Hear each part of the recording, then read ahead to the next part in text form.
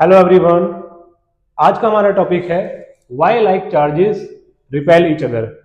क्या आपने कभी सोचा है दो पॉजिटिव चार्ज और दो नेगेटिव चार्ज एक दूसरे से दूर क्यों जाते हैं? अक्सर आपने इसका आंसर सुना होगा क्लास में। टीचर बताते हैं बिकॉज उनके बीच में फोर्स ऑफ रिपल्शन होता है। तो आज हम इसको जानने वाले हैं कि फोर्स ऑफ रिपल्शन क्या होता है, कैसे ये काम करता है और फोर्स ऑफ रिपल्शन बनने का रीजन क्या होता है। एक चार्ज के चारों तरफ इलेक्ट्रिक फील्ड बना होता है और ये इलेक्ट्रिक फील्ड लाइन बनती है electric field line of force से। अगर मैं एक नेगेटिव चार्ज की बात करूं तो नेगेटिव चार्ज की जो electric field line of force होती है ये इनवर्ड होती है। इनवर्ड का मतलब हुआ कि ये इन्फिनिटी से स्टार्ट होके अंदर की तरफ आती है। तो अगर दूसरा भी नेगेटिव चार्ज इसके पास आएगा तो दूसरा नेगेटिव चार्ज की भी लाइंस कैसी होंगी? इनवर्ड होंगी।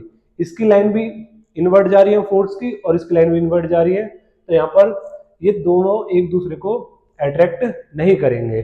दोनों की जो electric field line of forces है वो अंदर की तरफ जा रही है, यानी दोनों में जो फोर्स है वो अंदर की तरफ जा रहा है, इसका इसके अंदर, इसका इसके अंदर। जिस वजह से यहाँ पे क्या लग रहा है, जिस वजह से यहाँ पर रिपल्शन क्रिएट हो रहा है, ये एक दूसरे को रिपेल कर रहे हैं। पॉजिटिव चार्ज का जो फील्ड होता है ये जिन लाइन से मिलके बनता है वो लाइन आउटवर्ड होती है। ये फोर्स ऑफ लाइन जो होंगी कैसी होंगी? आउटवर्ड। आउटवर्ड आप देख रहे हो जो एरोस बने हुए हैं ये इसके फोर्स को दर्शा रहे हैं। एक पॉजिटिव चार्ज उसकी लाइन भी बाहर की तरफ निकली हुई है, यानी ये जो फोर्स है वो आउटवर्ड लगाएगी। दूसरा पॉजिटिव चार्ज होगा, इसकी भी लाइन कैसी है? बाहर की तरफ। तो ये भी फोर्स कैसे लगाएगा? आउटवर्ड लगाएगा। जब दोनों चार्जेस पास में आएंगे तो ये लाइन एक दूसरे के ऊपर फोर्स लगाएंगी और कौन सा फोर्स कहलाएगा? वो फोर्स ऑफ रिपल्शन। और यहाँ पे एक दूसरे को फिर से ये रिपेल करेंगे।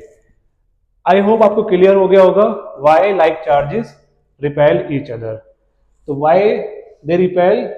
Because of their electric field line of forces, जो कि पॉजिटिव चार्ज में होती है आउटवर्ड और नेगेटिव चार्ज में होती है इनवर्ड।